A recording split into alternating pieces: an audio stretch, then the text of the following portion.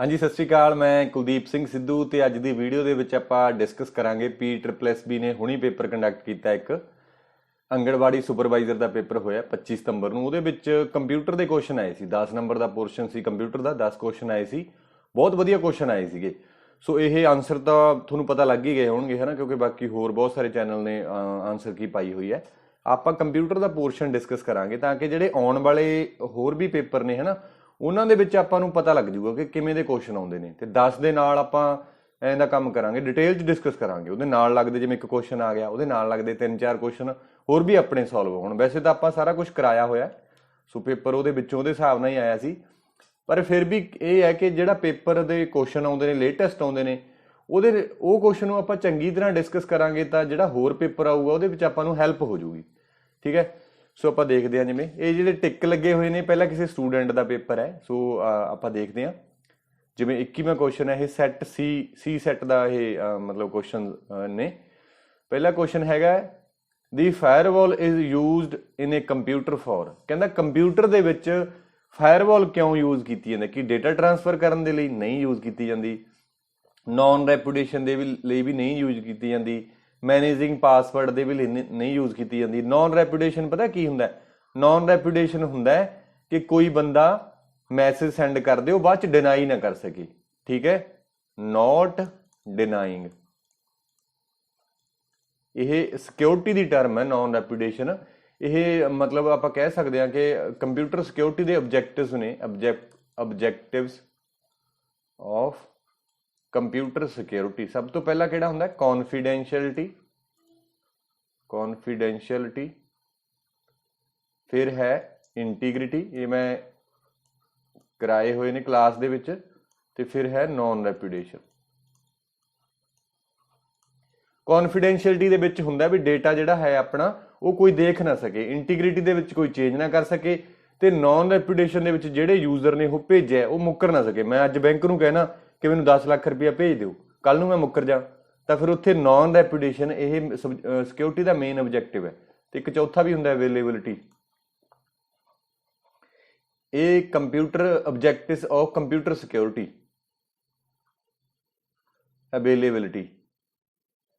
Availability ਦਾ ਮਤਲਬ ਇਹ ਹੈ ਕਿ ਆਪਾਂ ਸਿਕਿਉਰਿਟੀ ਇੰਨੀ ਪ੍ਰੋਵਾਈਡ ਕਰਤੀ ਕਿ ਅਸੀਂ ਐਕਸੈਸ ਹੀ ਨਾ ਕਰ ਸਕੀਏ, ਜਦੋਂ ਅਸੀਂ ਚਾਹੀਏ ਅਸੀਂ ਆਪਦਾ ਡੇਟਾ ਐਕਸੈਸ ਕਰ ਸਕੀਏ। ਉਸ ਇਹ 4 ਮੇਨ ਆਬਜੈਕਟਿਵ ਨੇ।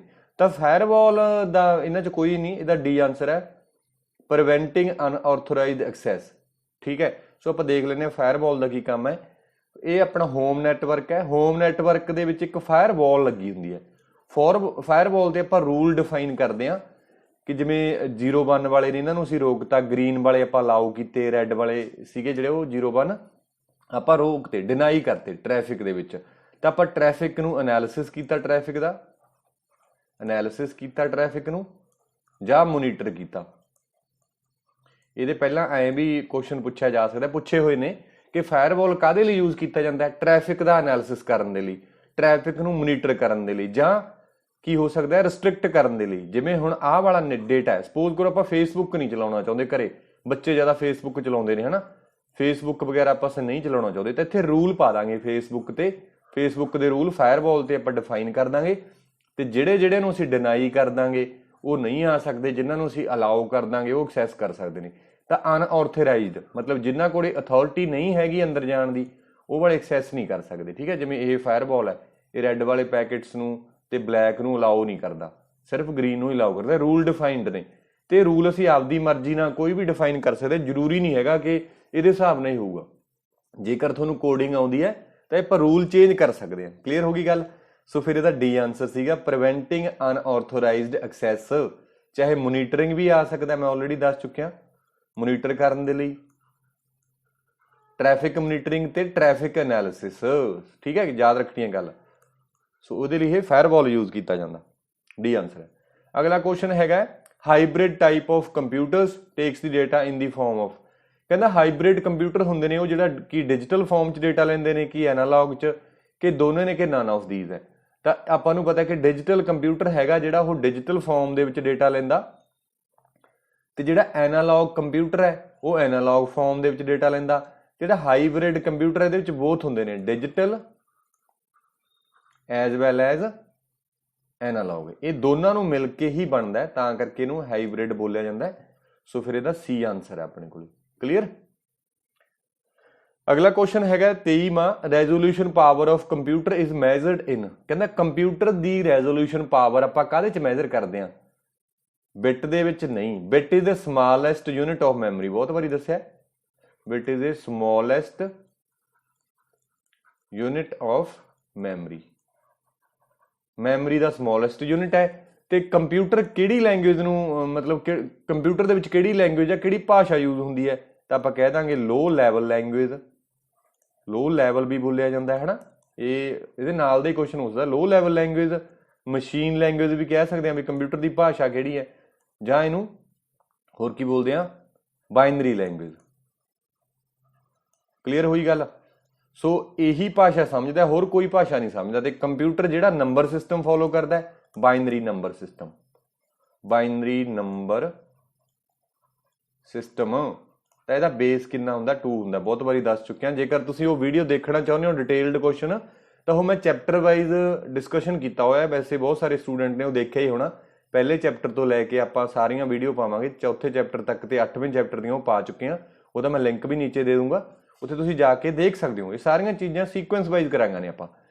ਸੋ ਆਲ ਆਫ ਦੀਸ ਤਾਂ ਨਹੀਂ ਆਊਗਾ ਕਿਉਂਕਿ ਬਿਟ ਨਹੀਂ ਹੈ। ਬਾਈਟ ਵੀ ਇੱਕ ਬਿਟ ਤੋਂ ਬਾਅਦ ਵੱਡਾ ਯੂਨਿਟ ਹੈ ਇਹ। ਬਿਟ ਤੋਂ ਬਾਅਦ ਨਿਬਲ ਆਉਂਦਾ, ਫਿਰ ਬਾਈਟ ਆਉਂਦਾ। ਇਹ ਵੀ ਆਨਸਰ ਨਹੀਂ ਹੈ। ਪਿਕਸਲ, ਪਿਕਸਲ ਆਨਸਰ ਹੈ ਇਹਦਾ। ਆਪਾਂ ਦੇਖਦੇ ਹਾਂ ਪਿਕਸਲ ਕੀ ਹੁੰਦਾ। ਜਿਵੇਂ ਇਹ 1 ਇੰਚ ਏਰੀਆ ਹੈ, 1 ਇੰਚ ਦੇ ਵਿੱਚ ਕਿੰਨੇ ਪਿਕਸਲ ਹੈ? 1 2 3 4 5 6 7 8 9 10। ਠੀਕ ਹੈ, 10 ਇੱਧਰ ਨੂੰ ਹੈ, 10 ਇੱਧਰ ਨੂੰ। 100 1 ਇੰਚ ਦੇ ਵਿੱਚ 100 ਨੇ, ਤਾਂ ਇਹਦੀ ਰੈਜ਼ੋਲੂਸ਼ਨ ਕੀ ਹੋ ਜੂਗੀ? 100 ppi, ਪਿਕਸਲ ਪਰ ਇੰਚ। ਦੇਖੋ ਇਹ ਲੋ ਡੈਂਸਿਟੀ ਹੈ, ਘੱਟ ਪਿਕਸਲ ਨੇ, ਹਨਾ। ਇੱਥੇ ਪਿਕਸਲ ਜ਼ਿਆਦਾ ਹੋ ਗਏ ਤੇ ਇੱਥੇ ਪਿਕਸਲ ਹਾਈ ਡੈਂਸਿਟੀ ਦੇ ਵਿੱਚ ਪਿਕਸਲ ਹੋਰ ਵੀ ਜ਼ਿਆਦਾ ਹੋ ਗਏ। ਜਿੰਨੇ ਜ਼ਿਆਦਾ ਪਿਕਸਲ ਹੋਣਗੇ ਉਨੀ ਜ਼ਿਆਦਾ ਕੁਆਲਿਟੀ ਵਧੀਆ ਹੋਊਗੀ ਫੋਟੋ ਦੀ। ਤੁਸੀਂ ਫੋਟੋ ਨੂੰ ਜ਼ੂਮ ਕਰਕੇ ਦੇਖਿਓ, ਤੇ ਜਿਹਨੂੰ ਲੋੜ ਤੋਂ ਜ਼ਿਆਦਾ ਉਹ ਜ਼ੂਮ ਹੋ ਜੇ ਤੇ ਉਧਰੋਂ ਫੋਟੋ ਦੀ ਕੁਆਲਿਟੀ ਘੱਟ ਹੋਵੇ ਤਾਂ ਉਹਦੇ ਪਿਕਸਲ ਟੁੱਟਦੇ ਦਿਖਾਈ ਦਿੰਦੇ ਨੇ ਉਵੇਂ। ਤੇ ਜੇਕਰ ਪਿਕਸਲ ਜ਼ਿਆਦਾ ਹੋਣਗੇ, ਡੈਂਸਿਟੀ ਜ਼ਿਆਦਾ ਹੋਊਗੀ, ਤਾਂ ਉਹਨੂੰ ਆਪਾਂ ਜ਼ਿਆਦਾ ਜ਼ੂਮ ਕਰ ਸਕਦੇ ਹਾਂ। ਜਿਹੜੇ ਕੈਮਰੇ DSLR ਵਗੈਰਾ ਕੈਮਰੇ ਯੂਜ਼ ਕਰਦੇ ਆ, ਹਨਾ, ਉਹਨਾਂ ਦੇ ਵਿੱਚ ਇਸ ਦੀ ਡੈਂਸਿਟੀ ਜ਼ਿਆਦਾ ਹੁੰਦੀ ਹੈ, ਪਿਕਸਲ ਜ਼ਿਆਦਾ ਹੁੰਦੇ ਨੇ। ਸੋ ਇਹ ਆਪਾਂ ਕਹਿ ਸਕਦੇ ਹਾਂ ਵੀ ਜਿਹੜਾ ਪਿਕਸਲ ਹੈ ਇਹ ਕੰਪਿਊਟਰ ਦੀ ਰੈਜ਼ੋਲੂਸ਼ਨ ਦੱਸਦਾ ਹੈ, ਜਾਂ ਫੋਟੋ ਦੀ ਰੈਜ਼ੋਲੂਸ਼ਨ ਦੱਸਦਾ, ਜਾਂ ਇਮੇਜ ਦੀ ਦੱਸਦਾ। ਕਲੀਅਰ ਹੋਈ ਗੱਲ। ਸੋ ਫਿਰ ਇਹਦਾ ਇਹ ਆਨਸਰ ਹੈ, resolution power of computer is measured in pixel. ਤੇ ਆਪਾਂ ਪ੍ਰਿੰਟਰ ਦੀ ਵੀ ਦੇਖ ਲੈਂਦੇ ਹਾਂ ਨਾਲ ਨਾਲ, ਹਨਾ। ਰੈਜ਼ੋਲੂਸ਼ਨ ਇਹ ਮੈਂ ਦੱਸ ਚੁੱਕਿਆ, ਕੰਪਿਊਟਰ ਦੀ ਪੁੱਛ ਲੈ, ਚਾਹੇ ਇਮੇਜ ਦੀ ਪੁੱਛ ਲੈ, ਚਾਹੇ ਵੀਡੀਓ ਦੀ ਪੁੱਛ ਲੈ, ਤਾਂ ਉਹ ਪਿਕਸਲ ਹੁੰਦੀ ਹੈ। ਯੂਨਿਟ ਕਿਹੜੇ ਹੁੰਦੇ ਨੇ? ਪਿਕਸਲ ਪਰ ਇੰਚਜ਼। ਕਲੀਅਰ। ਤੇ ਜੇਕਰ ਪ੍ਰਿੰਟਰ ਦੀ ਰੈਜ਼ੋਲੂਸ਼ਨ ਪੁੱਛ ਲਈ ਆਪਾਂ ਨੂੰ, ਪ੍ਰਿੰਟਰ ਦੀ ਰੈਜ਼ੋਲੂਸ਼ਨ ਆਪਾਂ ਡਾਟਸ ਦੇ ਨਾਲ ਮੈਜ਼ਰ ਕਰਦੇ ਹਾਂ। ਇਹ ਹੁੰਦਾ DPI, ਡਾਟਸ ਪਰ ਇੰਚ। ਕਲੀਅਰ ਹੋਈ ਗੱਲ। ਤੇ ਇਹਦੇ ਵਿੱਚ ਡਿਫਰੈਂਸ ਵੀ ਦੱਸਦਾ ਪਹਿਲਾਂ। ਹਾਂ, ਨਾਲ ਸਪੀਡ ਦਾ ਵੀ ਪੁੱਛ ਸਕਦਾ। CPU ਦੀ ਸਪੀਡ ਹਰਟਸ ਦੇ ਵਿੱਚ ਆਲਰੇਡੀ ਦੱਸ ਚੁੱਕਿਆ। It can be kilohertz, it can be gigahertz, it can be megahertz, terahertz. ਠੀਕ ਹੈ, ਅੱਜ ਕੱਲ੍ਹ ਮੈਗਾ ਹਰਟਸ ਦੇ ਗਿਗਾ ਹਰਟਸ ਦੇ ਵਿੱਚ ਆਉਂਦੀ ਹੈ। 2.4 ਗਿਗਾ ਹਰਟਸ ਹੈ ਜਿਹੜੀ, ਉਹ ਨੋਰਮਲ ਪ੍ਰੋਸੈਸਰ ਜਿਹੜੇ ਆਪਾਂ ਲੈਂਦੇ ਆ ਉਹਨਾਂ ਦੀ ਸਪੀਡ ਹੈ CPU ਦੀ। ਠੀਕ ਹੈ। ਇੰਟਰਨੈਟ ਦੀ ਸਪੀਡ ਹੁੰਦੀ ਹੈ ਬਿਟਸ ਪਰ ਸੈਕਿੰਡ। ਇਹ ਵੀ KBPS, kilobits per second, gigabits per second, megabits. ਉਹਦਾ ਉਹਨੂੰ ਵੱਡਾ ਕਰਨ ਦੇ ਲਈ ਹੈ। ਜਿਵੇਂ ਆਪਣਾ ਯੂਨਿਟ ਗ੍ਰਾਮ ਹੈ, ਕਿਲੋਗ੍ਰਾਮ ਹੋ ਗਿਆ, ਮਣ ਹੋ ਗਿਆ, ਕੁਇੰਟਲ ਹੋ ਗਿਆ, ਹਨਾ, ਟਨ ਹੋ ਗਿਆ। ਸੋ ਉਹਦੇ ਹਿਸਾਬ ਨਾਲ ਅੱਗੇ ਵਧੀ ਜਾਂਦੇ। Speed of printer the speed ਹੁੰਦੀ ਹੈ। 3 ਤਰ੍ਹਾਂ ਦੇ ਪ੍ਰਿੰਟਰ ਹੁੰਦੇ ਨੇ, ਕਰੈਕਟਰ ਪ੍ਰਿੰਟਰ, ਲਾਈਨ ਪ੍ਰਿੰਟਰ ਤੇ ਪੇਜ ਪ੍ਰਿੰਟਰ। CPM ਕਰੈਕਟਰ ਪਰ ਮਿੰਟਸ, ਲਾਈਨ ਪਰ ਮਿੰਟਸ ਤੇ ਪੇਜਸ ਪਰ ਮਿੰਟ। ਸਿਮਿਲਰਲੀ ਸੁਪਰ ਕੰਪਿਊਟਰ ਦੀ ਸਪੀਡ ਫਲੋਪਸ ਹੁੰਦਾ ਫਲੋਟਿੰਗ ਪੁਆਇੰਟ ਆਪਰੇਸ਼ਨ ਪਰ ਸੈਕਿੰਡ। ਲਿਖਣਾ ਲਿਖ ਸਕਦੇ ਹੋ, ਐਬਰੀਵੇਸ਼ਨ ਵੀ ਪੁੱਛੀ ਹੈ 2-3 ਵਾਰੀ। ਫਲੋਟਿੰਗ ਪੁਆਇੰਟ ਆਪਰੇਸ਼ਨ ਪਰ ਸੈਕਿੰਡ, ਇਹ ਵੀ ਟੈਰਾਫਲੋਪ, ਪੈਟਾਫਲੋਪਸ ਦੇ ਵਿੱਚ ਆਉਂਦੀ ਹੈ ਸਪੀਡ, ਹਨਾ। ਸੋ ਇਹ ਸੀਗਾ 23ਵੇਂ ਕੁਐਸਚਨ ਦੀ ਐਕਸਪਲੇਨੇਸ਼ਨ। ਹਾਂ, ਇੱਕ ਇੱਥੇ ਪਿੱਛੇ ਮੈਨੂੰ ਹੋਰ ਲੱਗਦਾ ਵੀ ਇਹਨਾਂ ਦੋਨਾਂ 'ਚ ਦੱਸਣਾ ਚਾਹੀਦਾ ਇੱਕ ਗੱਲ, ਜਿਹੜੀ PPI ਤੇ DPI 'ਚ ਫਰਕ ਕੀ ਹੈ? PPI ਤੇ DPI। ਠੀਕ ਹੈ, PPI ਤਾਂ ਹੁੰਦਾ ਇਨਪੁਟ ਰੈਜ਼ੋਲੂਸ਼ਨ ਹੈ, ਤਾਂ ਇਨਪੁਟ, ਤੇ ਇਹ ਹੈਗੀ ਆ ਆਊਟਪੁੱਟ ਰੈਜ਼ੋਲੂਸ਼ਨ। PPI ਆਪਾਂ ਨੂੰ ਪਤਾ ਹੈ ਨਾ, ਇਮੇਜ ਦੀ ਤੇ ਵੀਡੀਓ ਦੀ ਹੈ ਇਨਪੁਟ। ਉਹ ਤਾਂ ਕੈਮਰੇ ਵਗੈਰਾ 'ਚੋਂ ਆਪਾਂ ਫੋਟੋਆਂ ਖਿੱਚਦੇ ਹਾਂ, ਵੀਡੀਓ ਲੈਂਦੇ, ਇਨਪੁਟ ਹੀ ਲੈਂਦੇ ਹਾਂ ਨਾ, ਇਨਪੁਟ ਡਿਵਾਈਸ ਦੀ ਤਰ੍ਹਾਂ। फिर DPI है प्रिंटर दी, ਆਪਾਂ ਨੂੰ ਪਤਾ ਪ੍ਰਿੰਟਰ ਇੱਕ ਆਊਟਪੁੱਟ ਡਿਵਾਈਸ ਹੈ ਤਾਂ ਇਹ ਆਊਟਪੁੱਟ ਰੈਜ਼ੋਲੂਸ਼ਨ ਹੈ। ਕਈ ਵਾਰੀ ਕੁਐਸਚਨ ਜ਼ਿਆਦਾ ਡੂੰਘਾ ਪੁੱਛ ਲਿਆ ਘੁਮਾ ਕੇ ਉਹਨੇ ਵੀ ਕੰਪਿਊਟਰ ਦੀ ਇਨਪੁੱਟ ਰੈਜ਼ੋਲੂਸ਼ਨ ਕੀ ਹੁੰਦੀ ਹੈ। ਮੈਂ ਵੈਸੇ ਮੈਨੂੰ ਲੱਗਦਾ ਨਹੀਂ ਹੈ ਪਰ ਮੈਂ ਫਿਰ ਵੀ ਤੁਹਾਨੂੰ ਦੱਸ ਦਿੰਦਾ, ਕਿਉਂਕਿ ਇਹ ਆ ਵੀ ਹੁਣ ਜਦੋਂ ਆਪਾਂ ਕੰਮ ਹੀ ਕਰਨ ਲੱਗ ਗਏ ਫਿਰ ਐਂ ਥੋੜੀ ਆ ਵੀ ਕੁਐਸਚਨ ਫਸਣਾ ਨਹੀਂ ਚਾਹੀਦਾ ਉੱਥੇ। ਜੇ ਆਪਾਂ ਇਕੱਲੇ ਆਨਸਰ ਪੜ੍ਹ ਕੇ ਭਾਗੇ ਫਿਰ ਤਾਂ ਉੱਥੇ ਫਸਾ ਹੀ ਲੈਂਦਾ ਆਪਾਂ ਨੂੰ ਘੁਮਾ ਫਿਰਾ ਕੇ। ਤੁਸੀਂ ਦੇਖਿਆ ਹੋਣਾ ਕਿ ਬਹੁਤ ਬੰਦੇ ਆ ਜਿਹੜੇ ਉਹ ਲੰਮੇ ਸਮੇਂ ਤੋਂ ਪੇਪਰ ਦੇ ਰਹੇ ਆ। ਤਾਂ ਕਦੇ ਵੀ ਕਨਸੈਪਟ ਨੂੰ ਉੱਤੋਂ ਨਹੀਂ ਪੜ੍ਹਨਾ, ਠੀਕ ਹੈ। ਥੋੜਾ ਪੜ੍ਹੋ ਪਰ ਉਹਨੂੰ ਐਂ ਫਿਰ ਕਚੁੰਬਰ ਕੱਢਦੇ ਜਿਹੜੀ ਚੀਜ਼ ਜਿਵੇਂ ਹੁੰਦੀ ਹੈ ਨਾ ਵੀ ਚੰਗੀ ਤਰ੍ਹਾਂ। ਸੋ ਉਸੇ ਆਈਡੀਆ ਦੇ ਵਿੱਚ ਮੈਂ ਤੁਹਾਨੂੰ ਦੱਸ ਰਿਹਾ, ਜੇ ਪੁੱਛ ਲੈ ਇਨਪੁੱਟ ਰੈਜ਼ੋਲੂਸ਼ਨ ਕੰਪਿਊਟਰ ਦੀ ਕੀ ਹੋ ਜੂਗੀ ਇਨਪੁੱਟ ਰੈਜ਼ੋਲੂਸ਼ਨ, ਤਾਂ ਆਨਸਰ ਹੋ ਜਾਊਗਾ ਪਿਕਸਲ। ਜੇ ਕੰਪਿਊਟਰ ਦੀ ਆਊਟਪੁੱਟ ਰੈਜ਼ੋਲੂਸ਼ਨ ਪੁੱਛ ਲਈ ਤਾਂ ਫਿਰ ਹੋ ਜੂਗੀ ਡਾਟਸ ਪਰ ਇੰਚ। ਡਾਟਸ ਪਰ ਇੰਚ ਤਾਂ ਚਲੋ ਦੋਨਾਂ 'ਚ ਹੀ ਆਊਗਾ ਪਰ ਇੰਚ, ਠੀਕ ਹੈ ਜੀ। ਕਿਉਂਕਿ ਆਊਟਪੁੱਟ ਬੇਸ਼ੱਕ ਪ੍ਰਿੰਟਰ ਦੀ ਹੈ ਪਰ ਕੰਪਿਊਟਰ ਦੀ ਆਊਟਪੁੱਟ ਕਿੱਥੇ ਆਉਂਦੀ ਹੈ, ਪ੍ਰਿੰਟਰ ਦੁਆਰਾ ਹੀ ਲੈਣੇ, ਹਾਰਡ ਕਾਪੀ ਲੈਣੀ ਆਪਾਂ, ਹਨਾ। ਸੋ ਇਹ ਬਣ ਸਕਦਾ ਡੀਪ ਕੁਐਸਚਨ ਜੇਕਰ ਪੁੱਛੀਏ ਆਪਾਂ। ਦੇਖੀਏ ਅਗਲਾ ਕੁਐਸਚਨ ਹੈਗਾ 24ਵਾਂ, ਇਹ program that is used to view website is called. ਵੈਬਸਾਈਟਾਂ ਨੂੰ ਦੇਖਣ ਲਈ ਕਿਹੜਾ ਪ੍ਰੋਗਰਾਮ ਵਰਤਿਆ ਜਾਂਦਾ ਹੈ? ਵਰਡ ਪ੍ਰੋਸੈਸਰ ਹੈ ਨਹੀਂ, ਵਰਡ ਤਾਂ ਵਰਡ ਐਕਸਲ ਪਾਵਰ ਪੁਆਇੰਟ ਵੈਬਸਾਈਟਾਂ ਵਾਸਤੇ ਨਹੀਂ ਵਰਤਿਆ ਜਾਂਦਾ। ਉੱਥੇ ਆਪਾਂ ਡੇਟਾ ਵੈਬਸਾਈਟ ਤੋਂ ਕਾਪੀ ਕਰਕੇ ਰੱਖ ਲੈਂਦੇ ਹਾਂ ਪਰ ਉੱਥੇ ਨਹੀਂ ਦੇਖਦੇ ਆਪਾਂ। ਸਪਰੈਡਸ਼ੀਟ ਐਕਸਲ ਨੂੰ ਕਹਿ ਰਿਹਾ, ਇੱਥੇ ਵੀ ਨਹੀਂ ਲੱਗਦਾ। ਵੈਬ ਵਿਊਅਰ ਤਾਂ ਕੋਈ ਹੁੰਦੀ ਨਹੀਂ ਚੀਜ਼, ਬਰਾਊਜ਼ਰ ਹੈ, ਠੀਕ ਹੈ। ਬਰਾਊਜ਼ਰ ਹੁੰਦਾ ਜਿਵੇਂ ਆਪਣੇ ਕੋਲੇ ਗੂਗਲ ਕਰੋਮ ਤੇ ਹੋਰ ਮੋਜ਼ਿਲਾ ਫਾਇਰਫੌਕਸ ਆਪਾਂ ਵਰਤਦੇ ਹਾਂ, ਸਫਾਰੀ ਵਰਤਦੇ ਹਾਂ, ਹਨਾ। ਉਹ ਸਾਰੇ ਕੀ ਨੇ? ਬਰਾਊਜ਼ਰ ਨੇ। ਦੇਖੋ ਇੱਥੇ ਇਹਨੇ ਸਰਚ ਇੰਜਨ ਨਹੀਂ ਪਾਇਆ, ਵੈਸੇ ਸਰਚ ਇੰਜਨ ਵੀ ਪਾ ਸਕਦਾ। ਬਹੁਤ ਜ਼ਿਆਦਾ ਕਨਫਿਊਜ਼ਨ ਹੁੰਦੀ ਹੈ ਸਟੂਡੈਂਟਸ ਨੂੰ ਸਰਚ ਇੰਜਨ ਤੇ ਬਰਾਊਜ਼ਰ ਦੇ ਵਿੱਚ। ਹੁਣ ਬਰਾਊਜ਼ਰ ਹੈ ਜਿਹੜਾ ਇਹ ਸੌਫਟਵੇਅਰ ਹੈ ਕੰਪਿਊਟਰ ਤੇ ਇੰਸਟਾਲਡ ਹੁੰਦਾ। ਫਾਇਰਫੌਕਸ ਹੈ ਤੇ ਓਪੇਰਾ ਹੈ, ਇਹ ਹੈਗਾ ਇੰਟਰਨੈਟ ਐਕਸਪਲੋਰਰ ਹੈ, ਇਹ ਸ਼ਾਇਦ ਸਫਾਰੀ ਹੈ, ਮੈਨੂੰ ਐਗਜ਼ੈਕਟ ਨਹੀਂ ਨਾਮ, ਸਫਾਰੀ। ਤੇ ਇਹ ਹੈਗਾ ਗੂਗਲ ਕਰੋਮ, ਹਾਂ ਗੂਗਲ ਕਰੋਮ, ਗੂਗਲ ਕੰਪਨੀ ਨੇ ਬਣਾਇਆ ਤਾਂ ਕਰਕੇ ਗੂਗਲ ਕਰੋਮ ਹੈ। ਇਹ ਮੋਜ਼ਿਲਾ ਫਾਇਰਫੌਕਸ ਹੈ, ਕੱਲਾ ਫਾਇਰਫੌਕਸ ਵੀ ਲਿਖ ਸਕਦਾ ਹੈ, ਮੋਜ਼ਿਲਾ ਫਾਇਰਫੌਕਸ ਵੀ, ਇਹਨੂੰ ਕਰੋਮ ਵੀ ਲਿਖ ਸਕਦਾ ਹੈ। ਜੇ ਗੂਗਲ ਲਿਖ ਦੂਗਾ ਫਿਰ ਸਰਚ ਇੰਜਨ ਆ। ਦੇਖੋ ਗੂਗਲ ਇੱਕ ਸਰਚ ਇੰਜਨ ਹੈ, ਇਹ ਬਹੁਤ ਸਟੂਡੈਂਟਸ ਨੂੰ ਕਨਫਿਊਜ਼ਨ ਹੁੰਦੀ ਹੈ। ਗੂਗਲ ਇੱਕ ਸਰਚ ਇੰਜਨ ਹੈ ਤੇ ਜੇ ਗੂਗਲ ਕਰੋਮ ਲਿਖ ਦੂਗਾ ਤਾਂ ਉਹ ਬਰਾਊਜ਼ਰ ਹੈ। ਕੁਐਸਚਨ ਪਤਾ ਕਿਵੇਂ ਪੁੱਛਦਾ? ਉਹ ਪੁੱਛਦਾ ਕਿ ਗੂਗਲ ਹੇਠ ਲਿਖਿਆ ਚੋਂ ਕਿਹੜਾ, ਕੀ ਇਹ ਸਰਚ ਇੰਜਨ ਹੈ, ਬਰਾਊਜ਼ਰ ਹੈ ਕਿ ਕੀ ਹੈ? ਤਾਂ ਇਹ ਸਰਚ ਇੰਜਨ ਹੈ ਗੂਗਲ। ਤੇ ਜੇ ਗੂਗਲ ਕਰੋਮ ਪਾਤਾ ਫਿਰ ਇਹ ਬਰਾਊਜ਼ਰ ਹੈ। ਤਾਂ ਆਪਾਂ ਦੇਖ ਲੈਂਦੇ ਹਾਂ ਸਰਚ ਇੰਜਨ ਕੀ ਹੁੰਦੇ ਨੇ। ਸਰਚ ਇੰਜਨ ਮੋਸਟਲੀ ਵੈਬਸਾਈਟਾਂ ਹੀ ਨੇ ਜਿਹੜਾ ਇੰਟਰਨੈਟ ਤੋਂ ਡੇਟਾ ਨੂੰ ਸਰਚ ਕਰਕੇ ਲੈ ਕੇ ਆਉਂਦੀਆਂ ਨੇ ਤੇ ਉਹ ਸਰਚ ਕਰਕੇ ਲਿਆ ਕੇ ਸਾਡੇ ਕੰਪਿਊਟਰ ਦੇ ਵਿੱਚ ਡਿਸਪਲੇ ਕਰਾਉਂਦੇ ਨੇ ਜਿਹੜੇ ਸੌਫਟਵੇਅਰ, ਉਹ ਹੁੰਦੇ ਨੇ ਬਰਾਊਜ਼ਰ। ਕਲੀਅਰ ਹੈ? ਜਿਵੇਂ ਆਹ ਦੇਖੋ ਝਾਰਨੀ ਜੀ ਨਾ ਵੈਬ ਬਰਾਊਜ਼ਰ ਦੇ ਵਿੱਚ ਦੀ ਜਾ ਕੇ ਇੰਟਰਨੈਟ ਤੋਂ ਸਰਚ ਕਰਕੇ ਲਿਆ ਕੇ ਇੱਥੇ ਦਿਖਾ ਦਿੰਦਾ ਆਪਣੇ ਕੋਲੇ। ਕਲੀਅਰ ਹੋਈ ਗੱਲ? ਸੋ ਫਿਰ ਇਹਦਾ ਇਹ ਆਨਸਰ ਹੈ। 25ਵਾਂ ਕੁਐਸਚਨ ਦੇਖਦੇ ਹਾਂ। ਦੀ identification given to a computer connection in internet network is known as.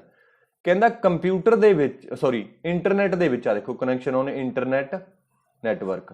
Internet ਦੇ ਉੱਪਰ ਕੰਪਿਊਟਰ ਕਾਹਦੇ ਦੁਆਰਾ ਆਇਡੈਂਟੀਫਾਈ ਕੀਤਾ ਜਾਂਦਾ ਹੈ? ਪ੍ਰੋਸੈਸ ਆਈਡੀ ਦੁਆਰਾ ਨਹੀਂ। ਪ੍ਰੋਸੈਸ ਆਈਡੀ ਪ੍ਰੋਸੈਸ ਨਹੀਂ ਹੁੰਦੀਆਂ, ਇੱਕ ਕੰਪਿਊਟਰ ਦੇ ਵਿੱਚ ਪ੍ਰੋਗਰਾਮ ਹੁੰਦਾ, ਪ੍ਰੋਗਰਾਮ ਦੇ ਵਿੱਚ ਬਹੁਤ ਸਾਰੀਆਂ ਪ੍ਰੋਸੈਸ ਹੁੰਦੀਆਂ ਨੇ। ਪ੍ਰੋਗਰਾਮ ਇੱਕ ਪੈਸਿਵ ਐਂਟੀਟੀ ਹੈ, ਪ੍ਰੋਸੈਸ ਇੱਕ ਐਕਟਿਵ ਐਂਟੀਟੀ ਹੈ। ਕੋਈ ਵੀ ਪ੍ਰੋਗਰਾਮ ਜਿਹਨੂੰ ਰਨਿੰਗ ਸਟੇਟ ਦੇ ਵਿੱਚ ਆ ਜਾਂਦਾ ਉਹਨੂੰ ਪ੍ਰੋਸੈਸ ਬੋਲਿਆ ਜਾਂਦਾ। ਇਹ ਕੁਐਸਚਨ ਆਇਆ ਹੋਇਆ what is program and process. Any program in execution state is known as process. So ਹਰੇਕ every process is identified by its process ID. So this answer is wrong because process ID ਕਾਹਦੇ ਵਾਸਤੇ ਹੈ? Process ਨੂੰ distinguish ਕਰਨ ਵਾਸਤੇ ਹੈ। sys ID ਵੀ ਨਹੀਂ use ਕੀਤੀ ਜਾਂਦੀ, ਸਿਸਟਮ ID ਨਹੀਂ, ਸਿਸਟਮ ਸੀਰੀਅਲ ਨੰਬਰ ਵੀ ਨਹੀਂ ਵਰਤਿਆ ਜਾਂਦਾ। ਤਾਂ ਫਿਰ ਆਨਸਰ ਤਾਂ ਆਪਣੇ ਕੋਲ ਹੈਗਾ IP ਐਡਰੈਸ। ਤੇ ਇਹਦੇ ਨਾਲ ਦੇ ਕੁਐਸਚਨ ਹੋਰ ਕਿਹੜੇ ਬਣ ਸਕਦੇ ਆ ਪਹਿਲਾਂ ਆਪਾਂ ਉਹ ਦੇਖ ਲੈਂਦੇ ਹਾਂ। ਕੰਪਿਊਟਰ ਦੇ ਵਿੱਚ ਬੇਸਿਕਲੀ 4 ਤਰ੍ਹਾਂ ਦੀ ਐਡਰੈਸਿੰਗ ਹੁੰਦੀ ਹੈ, types of addresses in computer. ਪਹਿਲਾ ਫਿਜ਼ੀਕਲ ਐਡਰੈਸ, ਦੂਜਾ ਲੌਜੀਕਲ ਐਡਰੈਸ, ਤੀਜਾ ਪੋਰਟ ਐਡਰੈਸ ਤੇ ਚੌਥਾ web specific address. Physical address ਦਾ ਹੋਰ ਨਾਂ it is also known as hardware, it is also known as MAC address, it is also known as NIC card address. MAC ਦੀ abbreviation ਵੀ ਕਈ ਵਾਰੀ ਪੁੱਛ ਲੈਂਦਾ ਹੈ। ਮੈਕ ਹੁੰਦਾ media access control, media access, 2 ਹੀ ਐਸ ਪੈਣੀਆਂ, ਮੈਂ 3 ਪਾ ਗਿਆ ਸੀ ਨਾ, ਮੀਡੀਆ ਐਕਸੈਸ ਕੰਟਰੋਲ। ਤੇ NIC ਵੀ ਦੇਖ ਲਓ ਯਾਰ, ਨਾਲ ਦੀ ਨਾਲ ਪੁੱਛ ਲੈ ਨੈਟਵਰਕ ਇੰਟਰਫੇਸ ਕਾਰਡ, ਜਿਹਦੇ ਦੁਆਰਾ ਨੈਟ ਚਲਾਉਣੇ ਆਪਾਂ, ਨੈਟਵਰਕ ਇੰਟਰਫੇਸ ਕਾਰਡ। ਤੇ ਇੱਥੇ ਕਨਫਿਊਜ਼ ਨਹੀਂ ਹੋਣਾ, ਇੱਕ ਮੈਕ OS ਵੀ ਹੈ, ਉਹ ਵੀ ਲਿਖ ਦਿੰਦਾ ਮੈਂ ਮੈਕ। ਇਹ ਐਪਲ ਦਾ ਆਪਰੇਟਿੰਗ ਸਿਸਟਮ ਹੈ। ਇਹ ਕਿਹਨੇ ਬਣਾਇਆ? ਐਪਲ ਨੇ। ਮੈਕਬੁੱਕ ਨਹੀਂ ਆਪਾਂ ਪੜ੍ਹਦੇ ਵੀ ਮੈਕਬੁੱਕ ਆ ਯਾਰ, ਇਹ ਤਾਂ ਇੱਥੇ ਵੀ ਕਨਫਿਊਜ਼ਨ ਹੋ ਜਾਓ। ਇਹਦਾ ਪੂਰਾ ਨਾਮ ਹੁੰਦਾ ਮੈਕਿਨਟੋਜ਼। ਮੈਕਿਨਟੋਜ਼ ਐਂ ਜੇ ਕਰਕੇ ਨਾਮ ਹੈ, ਪਤਾ ਨਹੀਂ SH ਪੈਂਦਾ, ਥੋੜਾ ਜਿਹਾ ਗੜਬੜ ਹੋ ਸਕਦੀ ਹੈ, ਦੇਖ ਲਿਓ, ਠੀਕ ਹੈ। ਮੈਕਿਨਟੋਜ਼। ਤਾਂ ਫਿਜ਼ੀਕਲ, ਇਹ ਕੁਐਸਚਨ ਐਂ ਪੁੱਛਿਆ ਗਿਆ ਫਿਜ਼ੀਕਲ ਐਡਰੈਸ ਦੇ ਹੋਰ ਨਾਂ ਕਿਹੜੇ ਕਿਹੜੇ ਨੇ। ਹਾਰਡਵੇਅਰ ਹੈ, ਮੈਕ ਐਡਰੈਸ ਹੈ, ਨੈਟਵਰਕ ਇੰਟਰਫੇਸ ਕਾਰਡ ਹੈ। ਤੇ ਲੌਜੀਕਲ ਐਡਰੈਸ ਨੂੰ IP ਐਡਰੈਸ ਵੀ ਕਹਿੰਦੇ ਆ। ਪਹਿਲਾਂ ਆਪਾਂ ਦੇਖਦੇ ਹਾਂ ਫਿਜ਼ੀਕਲ ਐਡਰੈਸ ਹੈ ਜਿਹੜਾ ਇਹ 32 ਕਹਿ ਗਿਆ, ਗਲਤ ਕਹਿ ਗਿਆ, 48 ਬਿੱਟ ਦਾ ਹੁੰਦਾ। ਛੋਟਾ b ਰਿਪਰੈਜ਼ੈਂਟ ਕਰਦਾ ਬਿੱਟ ਨੂੰ, ਤੇ ਇਹ 8 ਬਾਈਟ ਦਾ ਹੁੰਦਾ। ਕਿਉਂ? ਕਿਉਂਕਿ 1 ਬਾਈਟ ਦੇ ਵਿੱਚ 8 ਬਿੱਟ ਹੁੰਦੀਆਂ ਨੇ। 48 ਡਿਵਾਈਡ ਬਾਈ 8 ਕਰ ਦਾਂਗੇ 6 ਆਜੂ। ਤੇ ਇਹਦਾ ਸਾਈਜ਼ ਜ਼ਰੂਰ ਯਾਦ ਰੱਖਣਾ, ਪੁੱਛ ਸਕਦਾ ਕਿ ਫਿਜ਼ੀਕਲ ਐਡਰੈਸ ਦਾ ਸਾਈਜ਼ ਹੁੰਦਾ 48 ਬਿੱਟ ਜਾਂ 6 ਬਾਈਟ। ਉਵੇਂ ਹੀ ਲੌਜੀਕਲ ਐਡਰੈਸ ਹੈ ਜਿਹੜਾ, ਇਸ ਨੂੰ ਆਪਾਂ IP ਐਡਰੈਸ ਵੀ ਬੋਲਦੇ ਆ, ਹਨਾ। ਤੇ ਇਹ ਦੋ ਤਰ੍ਹਾਂ ਦਾ ਹੁੰਦਾ, IPv4 ਤੇ IPv6। ਜਿਹੜਾ IPv4 ਹੈ ਇਹ 32 ਬਿੱਟ ਦਾ ਜਾਂ 4 ਬਾਈਟ ਦਾ। ਕਿਉਂ? ਕਿਉਂਕਿ ਉਹਨੂੰ 8 ਨਾਲ ਡਿਵਾਈਡ ਕਰ ਦਾਂਗੇ। ਸਿਮਿਲਰਲੀ IPv6 ਹੈ, ਇਹ 128 ਬਿੱਟ ਦਾ ਤੇ ਇਹਨੂੰ ਆਪਾਂ 8 ਨਾਲ ਡਿਵਾਈਡ ਕਰ ਦਾਂਗੇ, 16 ਬਾਈਟਸ ਦਾ ਆ ਜਾਊਗਾ। ਕਲੀਅਰ ਹੋਈ ਗੱਲ। ਤੇ ਅੱਗੇ ਪੋਰਟ ਐਡਰੈਸ। ਪੋਰਟ ਐਡਰੈਸ ਹੁੰਦਾ ਜਿਹੜਾ ਇਹ 16 ਬਿੱਟ ਦਾ ਹੁੰਦਾ ਤੇ 2 ਬਾਈਟ ਦਾ ਹੁੰਦਾ, ਕਿਉਂਕਿ 16 ਨੂੰ 8 ਨਾਲ ਡਿਵਾਈਡ ਕੀਤਾ 2 ਆ ਗਿਆ ਆਪਣੇ ਕੋਲੇ। ਤੇ ਨੈਕਸਟ ਲਾਸਟ ਆ ਗਿਆ ਵੈਬ ਸਪੈਸੀਫਿਕ ਐਡਰੈਸ। ਦੇਖੋ ਹੁਣ ਇੰਨੇ ਐਡਰੈਸਸ ਦੀ ਲੋੜ ਕਿਉਂ ਪਈ। ਆਪਾਂ ਸਿੰਪਲ ਨਹੀਂ ਲਿਖਦੇ www.google.com। ਸਾਨੂੰ ਤਾਂ ਇਹੀ ਸਮਝ ਆਉਂਦਾ ਐਡਰੈਸ, ਸਾਨੂੰ IP ਐਡਰੈਸ ਸਮਝ ਨਹੀਂ ਆਉਂਦਾ। ਜਿਵੇਂ IPv4 ਦੀ ਇੱਕ ਮੈਂ ਐਗਜ਼ਾਮਪਲ ਦੱਸਦਾ, 124.6.4.5 ਇਹ IP ਐਡਰੈਸ 4 ਹੈ। ਤੇ ਅੱਜ ਕੱਲ ਦੋਨੋਂ ਹੀ ਇੰਪਲੀਮੈਂਟ ਹੋ ਰਹੇ ਨੇ, 4 ਤੇ 6। 6 ਤਾਂ ਬਣਾਇਆ ਗਿਆ, 4 ਦੇ ਵਿੱਚ ਜਿਹੜਾ 32 ਬਿੱਟ ਐਡਰੈਸ ਸੀਗਾ, ਇਹਦੇ ਨਾਲ ਅੱਜ ਕੱਲ ਇੰਟਰਨੈਟ ਯੂਜ਼ਰ ਵੱਧ ਰਹੇ ਨੇ, ਉਹ ਪੂਰੀ ਨੀਡ ਨੂੰ ਅਕੋਮੋਡੇਟ ਨਹੀਂ ਕੀਤਾ ਜਾ ਸਕਦਾ। ਜਿਵੇਂ ਮੋਬਾਈਲ ਨੰਬਰ 10 ਅੱਖਰਾਂ ਦਾ, ਕੋਈ ਸਮਾਂ ਐਵੇਂ ਦਾ ਆਊਗਾ, ਇਹ ਇੰਡੀਆ ਦੇ ਵਿੱਚ ਹੀ ਹੈ, ਪੂਰੀ ਦੁਨੀਆ ਦੇ ਵਿੱਚ ਨਹੀਂ ਨਾ। ਬਾਕੀ ਵਾਲਿਆਂ ਦਾ ਕੋਡ ਅਲੱਗ-ਅਲੱਗ ਲੱਗਦਾ। ਆਪਾਂ ਫੋਰਨ 'ਚ ਕੈਨੇਡਾ ਤੋਂ ਕਾਲ ਆਉਂਦੀ ਆਪਾਂ ਨੂੰ, ਉੱਥੇ ਹੋਰ ਨੰਬਰ ਹੁੰਦਾ ਅਲੱਗ-ਅਲੱਗ ਅੱਖਰਾਂ ਦਾ, ਤਾਂ ਪੂਰੇ ਇੰਡੀਆ 'ਚ ਹੈ। ਜੇ 10 ਅੱਖਰਾਂ ਦਾ ਪੂਰੇ ਦੁਨੀਆ 'ਚ ਆਪਾਂ ਵਰਤਾਂਗੇ ਮੋਬਾਈਲ ਨੰਬਰ, ਤਾਂ ਉੱਥੇ ਨਹੀਂ ਚੱਲੂਗਾ, ਠੀਕ ਹੈ। ਸੋ ਜਿਵੇਂ ਆਪਾਂ ਪਹਿਲਾਂ ਟੈਲੀਫੋਨ ਦੇ ਨੰਬਰ ਸੀਗੇ 5 ਅੱਖਰਾਂ ਦੇ ਸੀ, ਫਿਰ ਲੋਕਾਂ ਨੇ ਜ਼ਿਆਦਾ ਟੈਲੀਫੋਨ ਲਵਾਏ, ਫਿਰ ਉਹ ਅੱਖਰ ਵਧਾਉਣੇ ਪੈ ਗਏ। ਉਵੇਂ ਹੀ IPv4 ਦੇ ਨਾਲ ਅਸੀਂ ਸਾਰੇ ਯੂਜ਼ਰ ਨੂੰ ਐਡਰੈਸ ਨਹੀਂ ਦੇ ਸਕਦੇ, ਤਾਂ ਹੁਣ ਸਾਨੂੰ ਵਧਾਉਣਾ ਪੈ ਗਿਆ IPv6। ਤਾਂ IPv4 ਹੈ ਪੂਰੀ ਦੁਨੀਆ ਦੇ ਵਿੱਚ ਯੂਨੀਕ ਚੱਲੂਗਾ। ਤਾਂ ਇਹ ਸਮਝਣਾ ਆਪਾਂ, IP ਐਡਰੈਸ ਹੈ ਜਿਹੜਾ mainly use to identify the computer on the internet. ਤਾਂ ਇਹ ਗਲੋਬਲੀ ਯੂਨੀਕ ਹੁੰਦਾ, ਗਲੋਬਲੀ ਯੂਨੀਕ। ਦੁਬਾਰੇ ਲਿਖਦਾ, ਗਲੋਬਲੀ, ਇਹ ਲਿਖ ਲਿਓ ਨਾਲ, ਗੱਲ ਇੰਪੋਰਟੈਂਟ ਹੈ ਬਹੁਤ, ਸਕਰੀਨਸ਼ਾਟ ਲੈ ਲਿਓ। ਵੈਸੇ ਗਲੋਬਲੀ ਯੂਨੀਕ ਹੁੰਦਾ। ਗਲੋਬਲੀ ਯੂਨੀਕ ਦਾ ਮਤਲਬ ਪੂਰੀ ਦੁਨੀਆ ਦੇ ਵਿੱਚ ਕੰਪਿਊਟਰ ਆਇਡੈਂਟੀਫਾਈ ਕਿਹਦੇ ਦੁਆਰਾ ਕੀਤਾ ਜਾਂਦਾ? IP ਐਡਰੈਸ ਦੇ ਨਾਲ। ਉਹ IPv4 ਹੋ ਸਕਦਾ, ਉਹ IPv6 ਹੋ ਸਕਦਾ, ਕੋਈ ਵੀ। ਤਾਂ ਇਹ ਨਹੀਂ ਹੋ ਸਕਦਾ ਵੀ ਪੂਰੀ ਦੁਨੀਆ ਦੇ ਵਿੱਚ ਕਿਸੇ ਦੋ ਕੰਪਿਊਟਰਾਂ ਦੇ ਸੇਮ ਐਡਰੈਸ ਨਹੀਂ ਹੋ ਸਕਦੇ। ਵੈਸੇ ਉਹ ਇੱਕ ਪ੍ਰਾਈਵੇਟ IP ਹੁੰਦੇ ਨੇ, ਉਹ ਇੰਨੀ ਚਲੋ ਲੋੜ ਨਹੀਂ, ਉਹ ਫਿਰ ਜ਼ਿਆਦਾ ਕ੍ਰੀਏਟ ਹੋ ਜਾਊਗਾ। ਲੋਕਲੀ ਵਰਤ ਲੈਂਦੇ ਨੇ, ਠੀਕ ਹੈ। ਤਾਂ ਆਪਾਂ ਇੰਨੀ ਗੱਲ ਯਾਦ ਰੱਖਣੀ ਹੈ। ਇਹੀ ਆਪਾਂ ਨੂੰ ਕੁਐਸਚਨ ਪੁੱਛਿਆ ਉਹਨੇ, ਕਹਿੰਦਾ ਪੂਰੀ ਦੁਨੀਆ ਦੇ ਵਿੱਚ IP ਐਡਰੈਸ ਦੁਆਰਾ ਹੀ ਕੰਪਿਊਟਰ ਹੈ ਜਿਹੜਾ ਯੂਨੀਕਲੀ ਆਇਡੈਂਟੀਫਾਈ ਕੀਤਾ ਜਾਂਦਾ। ਇੰਨੀ ਗੱਲ ਕਲੀਅਰ ਹੋਊਗੀ। ਤਾਂ ਫਿਰ ਆਪਾਂ ਇੱਥੇ ਗੱਲ ਕੀਤੀ ਸੀ www.google.com ਦੀ। ਸਪੋਜ਼ ਕਰ ਲੈਂਦੇ ਆ ਕਿ ਇਹ ਕੰਪਿਊਟਰ ਦਾ, ਸਾਨੂੰ ਹੁਣ IP ਐਡਰੈਸ ਯਾਦ ਰੱਖਣਾ ਔਖਾ। ਆਪਾਂ ਸ਼ਾਇਦ ਐਂ ਜੀ ਲਿਖਿਆ ਸੀ 5.4.3, ਇਹ IP ਐਡਰੈਸ ਹੈ IPv4, ਹਨਾ। ਹੁਣ ਬਹੁਤ ਸਾਰੀਆਂ ਸਾਈਟਾਂ ਨੇ, ਗੂਗਲ ਹੈ, ਯਾਹੂ ਹੈ, ਫੇਸਬੁੱਕ ਹੈ, ਹਰ ਬੰਦੇ ਦੀ ਈਮੇਲ ID ਹੈ, ਹਰ ਬੰਦੇ ਦਾ ਫੇਸਬੁੱਕ ਅਲੱਗ-ਅਲੱਗ ਹੈ, YouTube ਹੈ, ਹਨਾ। ਹਰੇਕ ਚੀਜ਼ ਦੇ ਇਸ ਤਰ੍ਹਾਂ ਦੇ IP ਐਡਰੈਸ ਹੋਣਗੇ, ਤੇ IPv6 ਤਾਂ ਇਹ ਤੋਂ ਵੀ ਵੱਡਾ ਹੋਊ। ਤਾਂ ਯਾਦ ਰੱਖਣੇ ਦੇਖੋ ਕਿੰਨੇ ਔਖੇ ਆ। ਤਾਂ ਫਿਰ ਇਹਦੀ ਥਾਂ ਤੇ ਆਪਾਂ ਇੱਕ ਇਹਦਾ ਦੂਜਾ ਨਾਮ ਰੱਖ ਲਿਆ www.google.com। ਸੌਖਾ ਸਮਝਦੇ ਆ। ਜਿਵੇਂ ਕਲਾਸ ਦੇ ਵਿੱਚ ਸਟੂਡੈਂਟ ਹੁੰਦੇ ਨੇ, ਸਟੂਡੈਂਟ ਦੇ ਨਾਮ ਵੀ ਹੁੰਦੇ ਨੇ, ਰੋਲ ਨੰਬਰ ਹੁੰਦੇ ਨੇ। ਜਦੋਂ ਨਾਮ ਹੈਗੇ ਨੇ, ਰੋਲ ਨੰਬਰ ਕਿਉਂ ਰੱਖਦੇ ਆ? ਕਿਉਂਕਿ ਦੋ ਬੰਦਿਆਂ ਦਾ ਨਾਮ ਸੇਮ ਹੋ ਸਕਦਾ ਹੈ ਨਾ, ਤੇ ਉਹਦਾ ਰੋਲ ਨੰਬਰ ਆਇਡੈਂਟੀਫਾਈ ਕਰਦਾ। ਤੇ ਰੋਲ ਨੰਬਰ ਯਾਦ ਰੱਖਣਾ ਔਖਾ। ਮੰਨ ਲਓ 500 ਬੱਚਾ ਕਲਾਸ 'ਚ, ਹਰੇਕ ਬੰਦੇ ਦਾ ਰੋਲ ਨੰਬਰ ਨਹੀਂ ਯਾਦ ਰੱਖਿਆ ਜਾ ਸਕਦਾ। ਉਵੇਂ ਹੀ ਇੰਟਰਨੈਟ ਦੇ ਵਿੱਚ IP ਐਡਰੈਸ, ਸਾਨੂੰ ਹਿਊਮਨਸ ਨੂੰ ਨੰਬਰ ਯਾਦ ਰੱਖਣੇ ਔਖੇ ਨੇ, ਤਾਂ IP ਐਡਰੈਸ ਯਾਦ ਰੱਖਣਾ ਔਖਾ ਹੈ। ਉਹਦੀ ਥਾਂ ਤੇ ਅਸੀਂ ਵਰਤ ਲੈਂਦੇ ਹਾਂ ਵੈਬ ਸਪੈਸੀਫਿਕ ਐਡਰੈਸ। ਸਾਡੀ ਭਾਸ਼ਾ 'ਚ ਲਿਖਿਆ ਹੁੰਦਾ, ਇਹਦੀ ਆਪਾਂ ਮੈਪਿੰਗ ਕਰਾ ਦਿੰਦੇ ਹਾਂ। ਮੈਪਿੰਗ ਕਰਾ ਕੇ ਸਟੋਰ ਕਰ ਦਿੰਦੇ ਹਾਂ DNS ਤੇ। ਮੈਂ DNS ਵੀ ਅਗਲੀ ਸਲਾਈਡ 'ਤੇ ਦੱਸਦਾ। DNS ਦੇ ਵਿੱਚੋਂ ਇਹ ਆਪਾਂ ਮੈਪਿੰਗ ਕਰਕੇ ਐਡਰੈਸ ਨੂੰ ਇੱਕ ਦੂਜੇ ਨਾਲ ਵੈਰੀਫਾਈ ਕਰ ਲੈਂਦੇ ਹਾਂ। ਸੋ ਸਭ ਤੋਂ ਪਹਿਲਾਂ ਫਿਜ਼ੀਕਲ ਐਡਰੈਸ ਦੱਸਦਾ। ਫਿਜ਼ੀਕਲ ਐਡਰੈਸ ਹੁੰਦਾ ਜਿਹੜਾ ਹਾਰਡਵੇਅਰ ਐਡਰੈਸ ਹੁੰਦਾ, ਕੋਈ ਵੀ ਨਵੀਂ ਚੀਜ਼ ਬਣਦੀ ਹੈ, ਕੋਈ ਰਾਊਟਰ ਬਣ ਗਿਆ, ਕੋਈ ਕੰਪਿਊਟਰ ਬਣ ਗਿਆ, ਕੋਈ ਮੋਡਮ ਬਣ ਗਿਆ, ਕੋਈ ਵੀ ਬਣ ਗਿਆ, ਉਹਦਾ ਇੱਕ ਨੰਬਰ ਹੁੰਦਾ ਫਿਜ਼ੀਕਲ। ਜਿਵੇਂ ਆਪਾਂ ਗੱਡੀਆਂ ਖਰੀਦਦੇ ਹਾਂ ਉਹਦੇ 'ਚ ਚੈਸੀ ਨੰਬਰ ਹੁੰਦਾ ਹੈ ਨਾ, ਉਵੇਂ ਹੀ ਹਾਰਡਵੇਅਰ ਦਾ ਇੱਕ ਐਡਰੈਸ ਹੁੰਦਾ, ਫਿਜ਼ੀਕਲ ਐਡਰੈਸ ਹੁੰਦਾ। ਤੇ ਐਵੇਂ ਮੋਬਾਈਲ ਦੇ ਵਿੱਚ ਇੱਕ ਐਡਰੈਸ ਹੁੰਦਾ IMEI, ਇਹਦੀ ਐਬਰੀਵੇਸ਼ਨ ਬਹੁਤ ਇੰਪੋਰਟੈਂਟ ਹੈ, ਪੁੱਛਿਆ ਜਾ ਸਕਦਾ। ਇੰਟਰਨੈਸ਼ਨਲ ਮੋਬਾਈਲ ਇਕਵਿਪਮੈਂਟ ਆਇਡੈਂਟੀਟੀ, ਇਹ ਤਾਂ ਹੁੰਦੀ ਹੈ ਹਾਰਡਵੇਅਰ ਦੀ। ਇੱਕ ਹੁੰਦਾ IMSI, ਇਹ ਹੁੰਦਾ ਇੰਟਰਨੈਸ਼ਨਲ ਮੋਬਾਈਲ ਸਬਸਕ੍ਰਾਈਬਰ ਆਇਡੈਂਟੀਟੀ, ਇਹ ਸਿਮ ਦਾ ਨੰਬਰ ਹੁੰਦਾ ਤੇ ਇਹ ਹਾਰਡਵੇਅਰ ਦਾ ਨੰਬਰ ਹੁੰਦਾ। ਇਹ ਐਬਰੀਵੇਸ਼ਨ ਬਹੁਤ ਇੰਪੋਰਟੈਂਟ ਨੇ, ਲਿਖ ਲਿਓ, ਦੁਬਾਰੇ ਦੱਸ ਦੇਣਾ। International mobile equipment identity, phone number ਤਾਂ ਅਗਲਾ ਸਿਮ ਕੱਢ ਕੇ ਬਾਹਰ ਮਾਰਦਾ, ਫਿਰ ਮੋਬਾਈਲ ਟਰੇਸ ਇਸ ਨੰਬਰ ਦੁਬਾਰਾ ਹੁੰਦਾ। ਇਹ 84 ਨੰਬਰ ਹੈ ਮੋਬਾਈਲ ਦਾ, ਇਹ ਕਹਿ ਲਓ। ਉਵੇਂ ਹੀ ਕੰਪਿਊਟਰਾਂ ਦਾ ਜਿਹੜਾ 84 ਨੰਬਰ ਉਹਨੂੰ ਮੈਕ ਐਡਰੈਸ, ਹਾਰਡਵੇਅਰ ਐਡਰੈਸ ਕਹਿੰਦੇ ਆ, ਠੀਕ ਹੈ। ਤੇ ਇਹ 84 ਨੰਬਰ ਹੈਗਾ ਸਿਮ ਦਾ। ਸਿਮ ਤੇ ਵੱਡਾ ਸਾਰਾ ਨੰਬਰ ਨਹੀਂ ਲਿਖਿਆ ਹੁੰਦਾ ਪਿੱਛੇ, ਪਤਾ ਨਹੀਂ 12 ਅੱਖਰਾਂ ਦਾ ਕਿ 14 ਅੱਖਰਾਂ ਦਾ। International mobile subscriber identity, clear ਗੱਲ ਹੋਈ।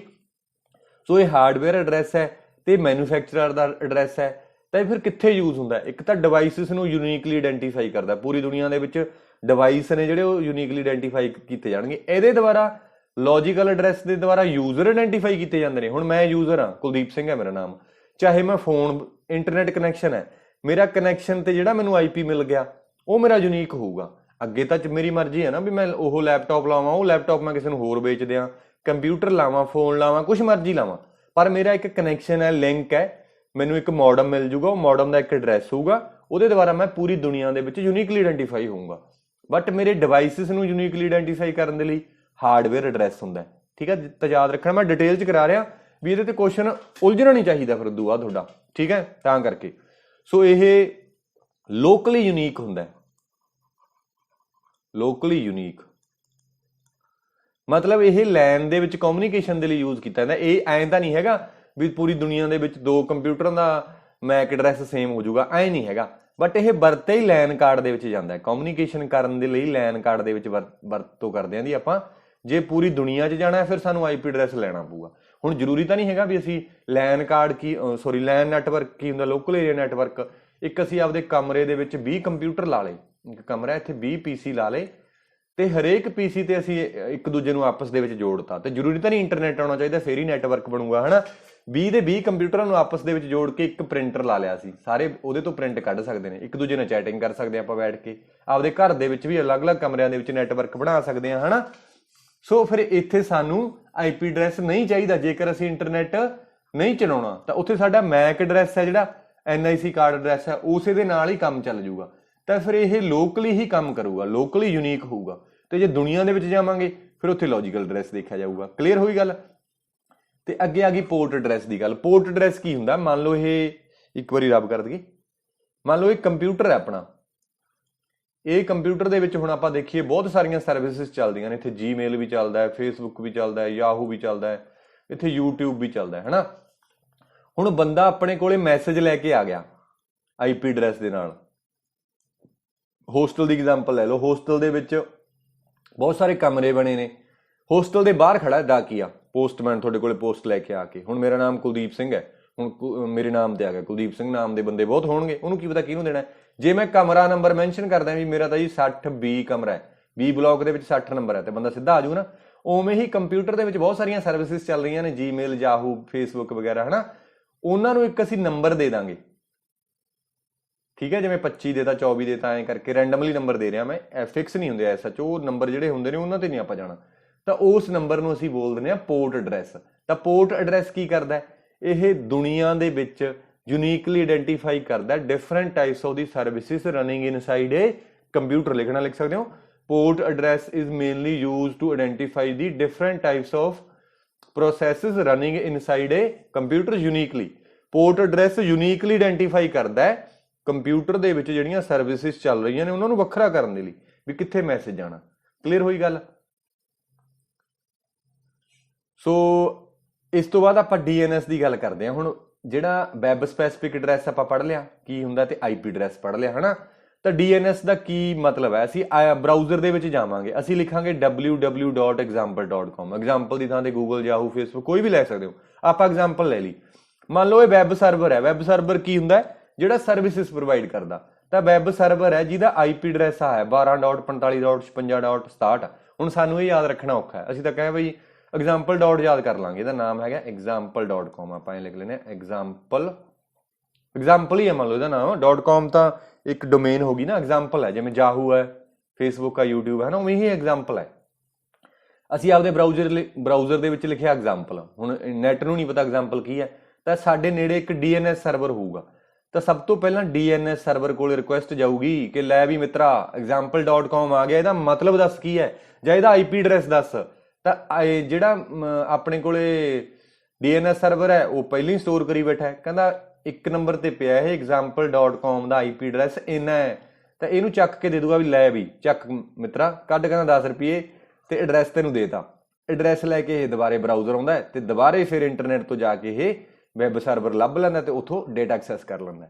ਸੋ ਇਹ ਹੋ ਗਿਆ DNS ਦਾ ਕੰਮ। ਕੱਲ ਨੂੰ ਕੋਈ ਹੋਰ ਬੰਦਾ ਗੂਗਲ ਦਾ, ਇਹ ਪੱਕਾ ਇਹ ਗੂਗਲ ਦਾ IP ਨਹੀਂ ਹੈ, ਮੈਂ ਐਗਜ਼ਾਮਪਲ ਦੇ ਤੌਰ ਤੇ ਲਿਆ, google.com ਤੇ ਸਰਚ ਮਾਰਦਾ, ਪਹਿਲਾਂ ਉਹ ਤੋਂ ਕਿੱਥੇ ਜਾਂਦਾ, ਮੈਪਿੰਗ ਟੇਬਲ ਹੁੰਦਾ DNS ਦੇ ਵਿੱਚ, ਉੱਥੋਂ ਉਹਨੂੰ ਕੀ ਹੋ ਜਾਂਦਾ, ਮਿਲ ਜਾਂਦਾ ਉਹਦਾ IP ਐਡਰੈਸ ਨੂੰ ਲੈ ਕੇ ਵਾਪਸ ਆਉਂਦਾ, ਫਿਰ ਉਹਦੇ ਨਾਲ ਗੂਗਲ ਤੋਂ ਉਹ ਡੇਟਾ ਐਕਸੈਸ ਕਰ ਸਕਦਾ। ਸੋ DNS ਦਾ ਕੰਮ ਹੈ। ਸੋ ਫਿਰ ਆਪਾਂ ਕਹਿ ਸਕਦੇ ਹਾਂ ਨਾ ਵੀ DNS ਕੀ ਕਰਦਾ, ਮੈਪਿੰਗ ਪ੍ਰੋਵਾਈਡ ਕਰਦਾ, ਕਾਹਦੀ, ਵੈਬ ਸਪੈਸੀਫਿਕ ਐਡਰੈਸ ਦੀ ਤੇ IP ਐਡਰੈਸ ਦੀ। ਕੁਐਸਚਨ ਬਣ ਸਕਦਾ, ਬਹੁਤ ਇੰਪੋਰਟੈਂਟ ਹੈ।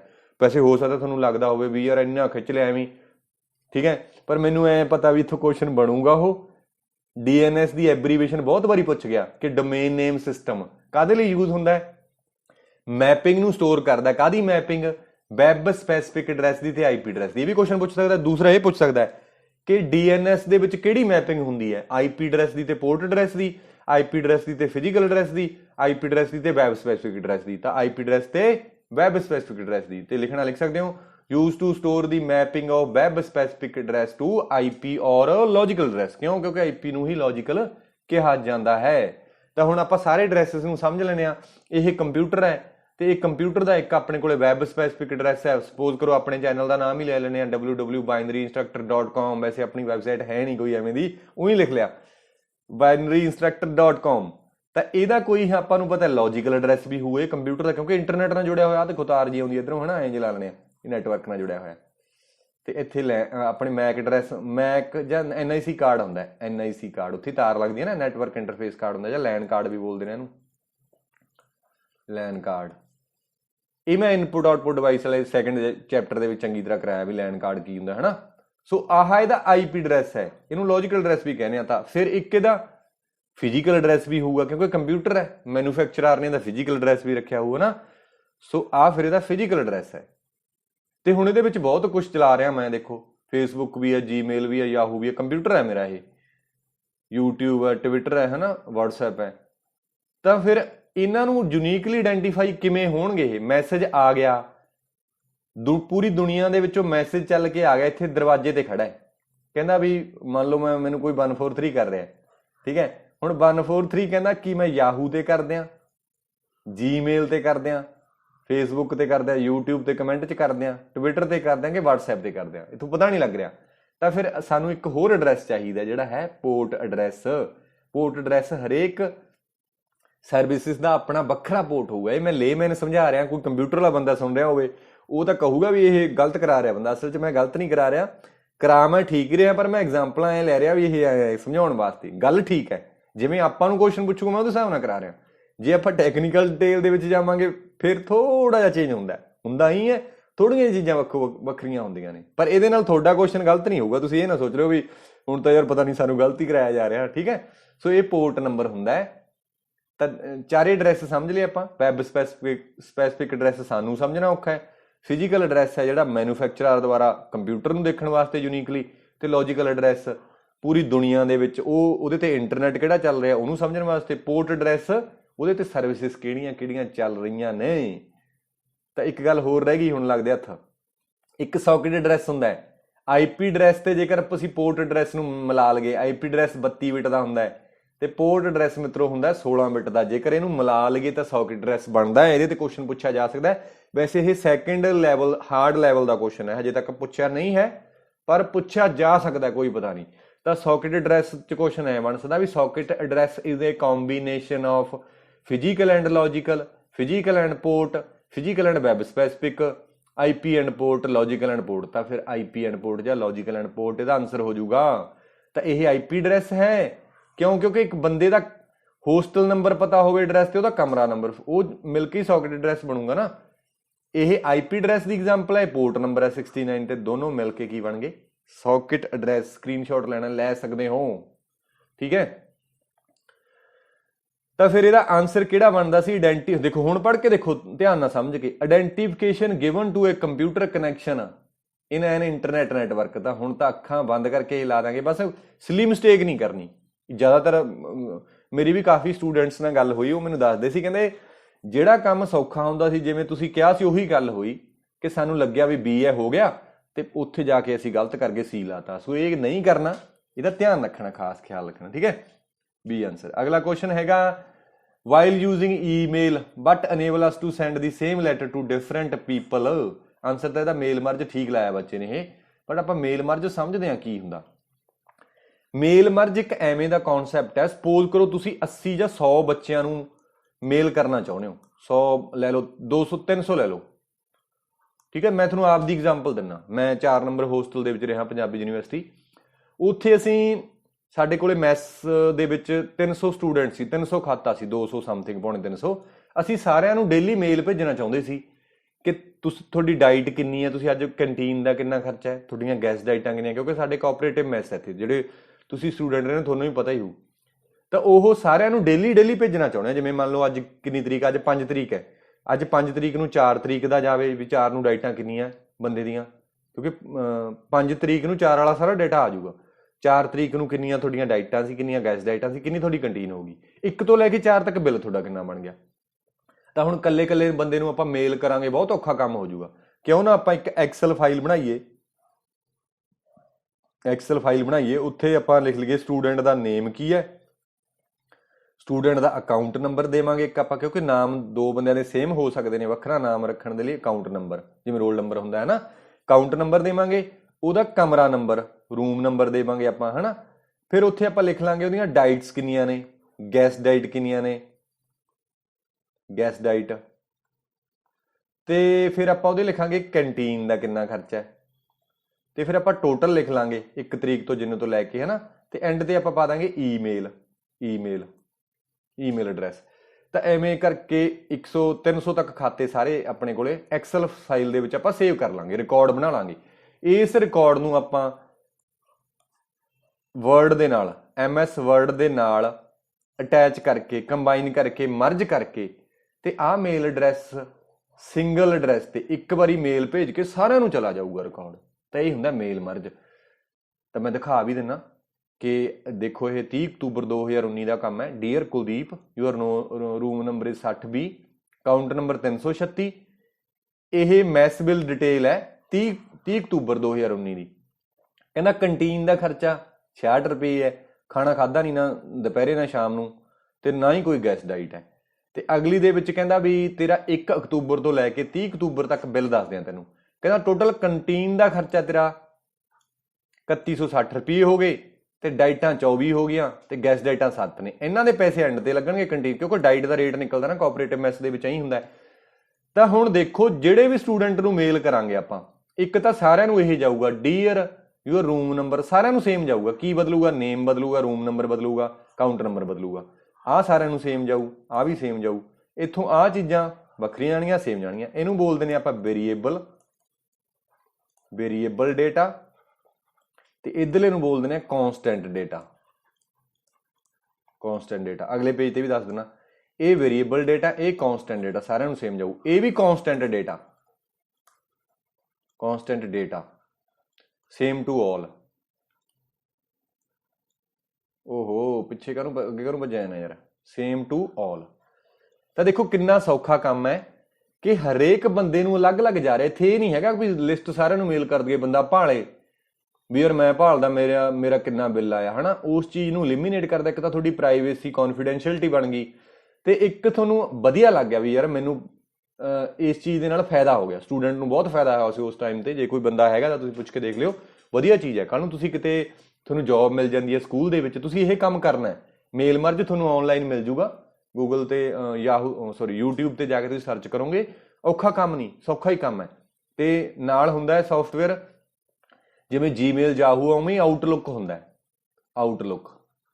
ਕਾਹਦੇ 'ਚ ਹੁੰਦਾ ਇਹ ਵਰਡ ਦੇ ਵਿੱਚ ਕਲੀਅਰ ਵਰਡ ਦੇ ਵਿੱਚ ਆਊਟਲੁੱਕ ਹੁੰਦਾ ਸੋ ਇੱਥੇ ਆਪਾਂ ਦੇਖ ਸਕਦੇ ਹਾਂ ਕੌਨਸਟੈਂਟ ਨੂੰ ਤੇ ਵੇਰੀਏਬਲ ਪਾਰਟ ਨੂੰ ਆਪਾਂ ਇਕੱਠਾ ਕਰਕੇ ਸਾਰਿਆਂ ਨੂੰ ਮੇਲ ਭੇਜ ਸਕਦੇ ਹਾਂ ਹੁਣ ਇਹਨੇ ਕੁਐਸਚਨ ਜਿਹੜਾ ਪੁੱਛਿਆ ਉਹ ਐਂ ਪੁੱਛਿਆ while using email but enable us to send the same letter to different people ਦੇਖੋ ਸੇਮ ਲੈਟਰ ਹੀ ਹੈ ਨਾ ਆ ਸੇਮ ਲੈਟਰ ਹੈ ਸੇਮ ਲੈਟਰ ਡਿਫਰੈਂਟ ਪੀਪਲ ਨੂੰ ਭੇਜ ਰਹੇ ਆ ਇਹਦਾ ਵੀ ਆਨਸਰ ਈਮੇਲ ਮੇਲ ਮਰਜ ਹੈ ਦੂਜਾ ਕੁਐਸਚਨ ਇਹ ਐਂ ਪੁੱਛਦਾ ਹੁੰਦਾ ਕਹਿੰਦਾ ਉਹ ਵਾਲਾ ਮੈਥਡ ਜਿਹਦੇ ਵਿੱਚ ਅਸੀਂ ਵੇਰੀਏਬਲ ਇਨਫੋਰਮੇਸ਼ਨ ਨੂੰ ਤੇ ਕਨਸਟੈਂਟ ਡੇਟਾ ਨੂੰ ਕੰਬਾਈਨ ਕਰਕੇ ਭੇਜ ਸਕਦੇ ਹਾਂ ਉਹਦਾ ਵੀ ਆਨਸਰ ਮੇਲ ਮਰਜ ਹੈ ਸੋ ਤੁਸੀਂ ਇਹ ਯਾਦ ਰੱਖਣਾ ਤਾਂ ਆਪਾਂ ਮੇਲਿੰਗ ਦੇ ਵਿੱਚ ਜਾ ਕੇ ਵਰਡ ਦੇ ਵਿੱਚ ਖੋਲ ਕੇ ਦੇਖ ਲਿਓ ਮੇਲਿੰਗ ਦੇ ਵਿੱਚ ਜਾਓਗੇ ਸਟਾਰਟ ਮੇਲ ਮਰਜ ਆਊਗਾ ਤਾਂ ਇੱਥੋਂ ਜਾ ਕੇ ਆਪਾਂ ਸਟੈਪ ਬਾਏ ਸਟੈਪ ਕਨਫਿਗਰ ਕਰ ਸਕਦੇ ਹਾਂ ਤੇ ਇਹ ਜ਼ਰੂਰ ਯਾਦ ਰੱਖਣਾ ਸਰਵਰ ਕੀ ਆ ਆਊਟਲੁੱਕ ਆ ਇਹ ਆਊਟਲੁੱਕ ਕਾਹਦੇ ਚ ਹੈ MS ਵਰਡ ਦੇ ਵਿੱਚ ਵੀ ਗੱਲ ਯਾਦ ਰੱਖਣੀ ਆ ਤਾਂ ਫਿਰ ਇਹਦਾ answer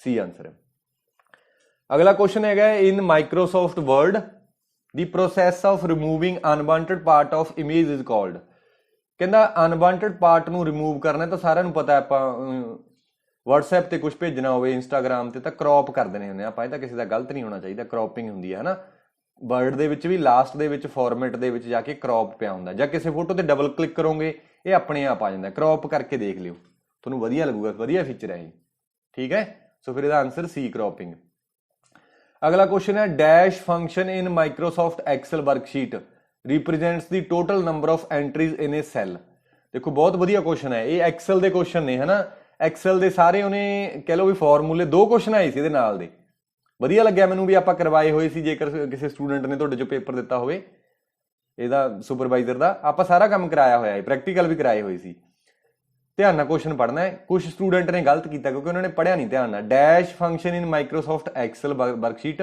ਰਿਪਰੈਜ਼ੈਂਟਸ the total number of entry ਮੰਨ ਲਓ ਇਹ ਐਕਸਲ ਸ਼ੀਟ ਹੈ ਐਕਸਲ ਸ਼ੀਟ ਦੇ ਵਿੱਚ ਐਂਟਰੀਆਂ ਨੇ ਪਹਿਲੀ ਦੂਜੀ ਤੀਜੀ ਚੌਥੀ ਪੰਜਵੀਂ ਛੇਵੀਂ ਇਹ ਐਂਟਰੀਆਂ ਦਾ ਟੋਟਲ ਦੱਸਣਾ ਹੈ ਗਿਣ ਕੇ ਵੀ ਕਿੰਨੀਆਂ ਐਂਟਰੀ ਨੇ ਤਾਂ ਉਹਦੇ ਲਈ ਕਾਊਂਟ ਫੰਕਸ਼ਨ ਹੈ ਜੇ ਇਹਨਾਂ ਦਾ ਸਮ ਦੱਸਣਾ ਮੰਨ ਲਓ ਇੱਥੇ ਮਾਰਕਸ ਹੋਣ 20 30 40 10 20 50 ਜੇਕਰ ਐਂ ਦੱਸਣਾ ਵੀ ਇਹ ਐਂਟਰੀਆਂ ਕਿੰਨੀਆਂ ਨੇ ਟੋਟਲ ਨੰਬਰ ਆਫ ਐਂਟਰੀਜ਼ ਪੁੱਛ ਰਿਹਾ ਤਾਂ ਕਾਊਂਟਿੰਗ ਵਾਲਾ ਆ ਗਿਆ ਕਾਊਂਟ ਆ ਗਿਆ ਜੇ ਪੁੱਛ ਰਿਹਾ ਵੀ ਇਹਨਾਂ ਦਾ ਸਮ ਕਿੰਨਾ ਫੇਰ ਸਮ ਆਉਣਾ ਸੀ ਕਈ ਸਟੂਡੈਂਟ ਨੇ ਇਹਨਾਂ ਦਾ ਸਮ ਲਾਇਆ ਸੋ ਸਮ ਇਹਦਾ ਆਨਸਰ ਨਹੀਂ ਹੈਗਾ ਇਹਦਾ ਆਨਸਰ ਹੈਗਾ ਕਾਊਂਟ ਮੈਂ ਆਪਾਂ ਸਮ ਵੀ ਲਾਤਾ ਸਮ ਇਹਦਾ ਆਨਸਰ ਨਹੀਂ ਹੈਗਾ ਆਨਸਰ ਇਹਦਾ ਹੈਗਾ ਕਾਊਂਟ ਠੀਕ ਹੈ ਮੈਂ ਕੁਝ ਬਾਕੀ ਦੇ ਫਾਰਮੂਲੇ ਤੁਹਾਨੂੰ ਦੱਸ ਦੇਣਾ ਇਹਦੇ ਨਾਲ ਦੇ ਕੁਐਸਚਨ ਪੁੱਛੇ ਜਾਂਦੇ ਨੇ ਬਣਦੇ ਨੇ ਇਹਦੇ ਚ 2 ਕੁਐਸਚਨ ਆਏ ਨੇ ਹੋ ਸਕਦਾ ਤੁਹਾਡੇ ਚ 2 ਆ ਜਾਣ ਜਾਂ 3 ਆ ਜਾਣ ਹਨਾ ਤਾਂ ਸਮ ਹੁੰਦਾ ਸਮ ਮੈਂ ਆਲਰੇਡੀ ਦੱਸ ਚੁੱਕਿਆ ਕਿ ਬਹੁਤ ਸਾਰੀਆਂ ਐਂਟਰੀ ਦਾ ਸਮ ਕਰਨਾ ਹੋਵੇ ਉੱਥੇ ਸਮ ਫੰਕਸ਼ਨ ਲੱਗ ਜਾਂਦਾ ਹੈ ਐਵਰੇਜ ਹੈ ਇਹ ਸਾਰਿਆਂ ਦੀ ਐਵਰੇਜ ਦੱਸਣੀ ਹੈ ਕਾਊਂਟ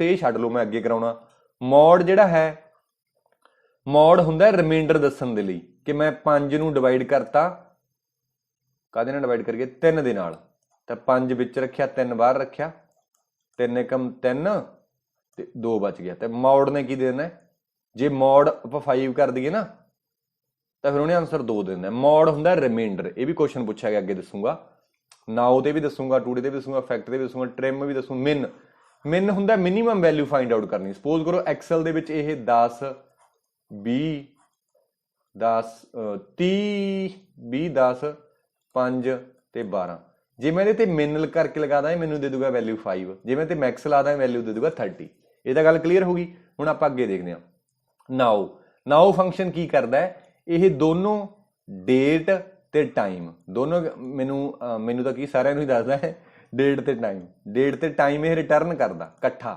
ਠੀਕ ਹੈ ਜੇ ਕੁਐਸਚਨ ਪੁੱਛ ਲੇ ਵੀ ਡੇਟ ਤੇ ਟਾਈਮ ਇਕੱਠਾ ਆਪਾਂ ਡਿਸਪਲੇ ਕਰਾਉਣਾ ਕਿਹੜਾ ਫੰਕਸ਼ਨ ਹੈ ਨਾਓ ਤੇ ਸਿਮਿਲਰਲੀ ਜੇਕਰ ਆਪਾਂ ਟੂਡੇ ਲਾ ਦਾਂਗੇ ਉਹ ਕੀ ਕਰ ਦੂਗਾ ਕੱਲਾ ਡੇਟ ਓਨਲੀ ਡੇਟ ਯਾਦ ਰੱਖਣੀ ਹੈ ਗੱਲ ਇਹ ਪੁੱਛ ਸਕਦਾ ਕੱਲਾ ਡੇਟ ਤੇ ਜਿਹੜਾ ਟ੍ਰਿਮ ਦੀ ਆਪਾਂ ਗੱਲ ਕੀਤੀ ਸੀ ਟ੍ਰਿਮ ਹੈ ਇਹ ਲੀਡਿੰਗ ਤੇ ਟ੍ਰੇਲਿੰਗ ਸਪੇਸ ਹੈ ਜਿਹੜੀ ਉਹਨੂੰ ਰਿਮੂਵ ਕਰਦਾ ਪਰਫੈਕਟਲੀ ਦੇ ਅੱਗੇ ਵੀ ਸਪੇਸ ਹੈ ਵਿਚਾਲੇ ਵੀ ਸਪੇਸ ਹੈ ਤਾਂ ਦੇਖੋ ਲੀਡਿੰਗ ਤੇ ਟ੍ਰੇਲਿੰਗ ਵਿਚਕਾਰ ਅੱਗੇ ਪਿੱਛੇ ਜਿੱਥੇ ਵੀ ਸਪੇਸ ਹੁੰਦੀ ਉਹ ਸਾਰਿਆਂ ਨੂੰ ਚੱਕ ਦਿੰਦਾ ਦੇਖੋ ਟ੍ਰਿਮ ਫੰਕਸ਼ਨ ਇੱਥੇ ਲਾਇਆ ਹੋਇਆ ਨਾ ਦੇਖੋ ਟ੍ਰਿਮ B5 ਆ B ਹੈ ਤੇ 5 ਸਾਰਿਆਂ ਤੇ ਲਾਤਾ ਨਾ ਉਦੋਂ ਬਾਅਦ ਚ ਉਹ ਅੱਗੇ ਜੀ ਖਿੱਚਤਾ ਕਿਉਂਕਿ ਹੁਣ ਇੱਥੇ ਕਰਜ਼ਰ ਇੱਥੇ ਖੜਾ ਆਪਾਂ ਤਾਂ ਹੀ ਆਪਾਂ ਨੂੰ ਇੱਥੇ ਇਹ ਫਾਰਮੂਲਾ ਦਿਖਾ ਰਿਹਾ ਤੇ ਇੱਕ ਬਹੁਤ ਇੰਪੋਰਟੈਂਟ ਕੁਐਸਚਨ ਹੈ ਪੁੱਛਿਆ ਹੋਇਆ ਉਹਨੇ ਪਹਿਲਾਂ ਕਹਿੰਦਾ ਫਾਰਮੂਲਾ ਹੈ ਐਕਸਲ ਦੇ ਵਿੱਚ ਕਾਹਦੇ ਨਾਲ ਸ਼ੁਰੂ ਹੁੰਦਾ ਤਾਂ ਇਕੁਅਲ ਟੂ ਦੇ ਨਾਲ ਸ਼ੁਰੂ ਹੁੰਦਾ ਇਹ ਯਾਦ ਰੱਖਣਾ ਫਾਰਮੂਲਾ ਕਾਹਦੇ ਨਾਲ ਸ਼ੁਰੂ ਹੁੰਦਾ ਇਕੁਅਲ ਟੂ ਦੇ ਨਾਲ ਤੇ ਫਾਰਮੂਲੇ ਦੇ ਵਿੱਚ ਰੇਂਜ ਕਾਹਦੇ ਨਾਲ ਡਿਫਾਈਨ ਕਰਦੇ ਆ ਆਪਾਂ ਰੇਂਜ ਜਿਵੇਂ ਆਪਾਂ ਕਹਿ ਦਈਏ ਵੀ ਸਮ ਕਰਨਾ ਹੈ, ਮੰਨ ਲਓ ਇੱਥੇ ਵੈਲਿਊ ਹੈ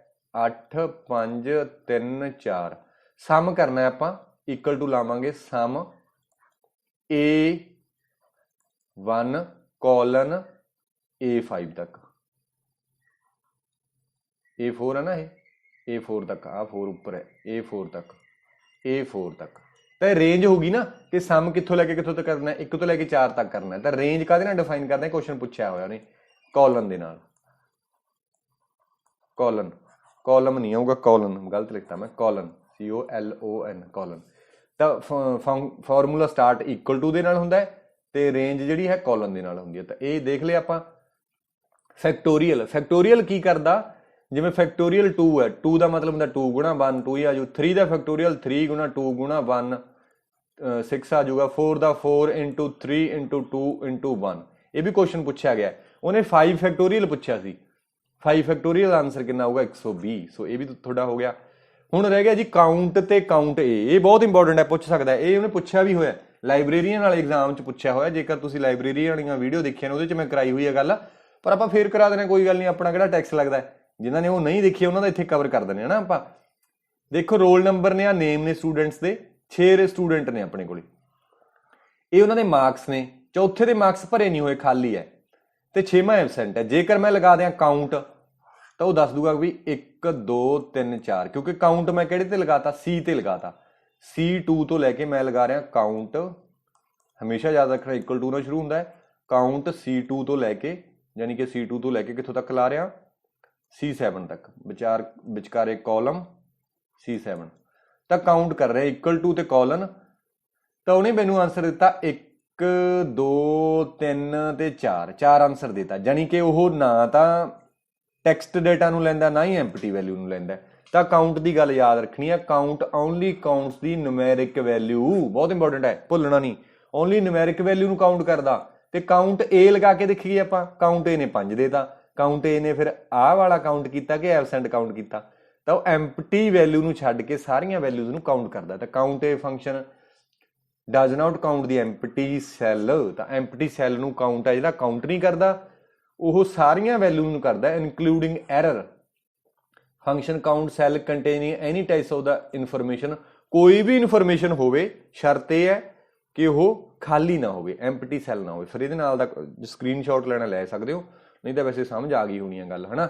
ਸੋ ਇਹਦੇ ਨਾਲ ਦਾ ਕੁਐਸਚਨ ਆ, ਦੇਖੋ ਲਾਇਬ੍ਰੇਰੀਅਨ ਦਾ, ਇਹ 2021 ਦਾ ਕੁਐਸਚਨ ਹੈ, 18 ਜੁਲਾਈ ਦਾ।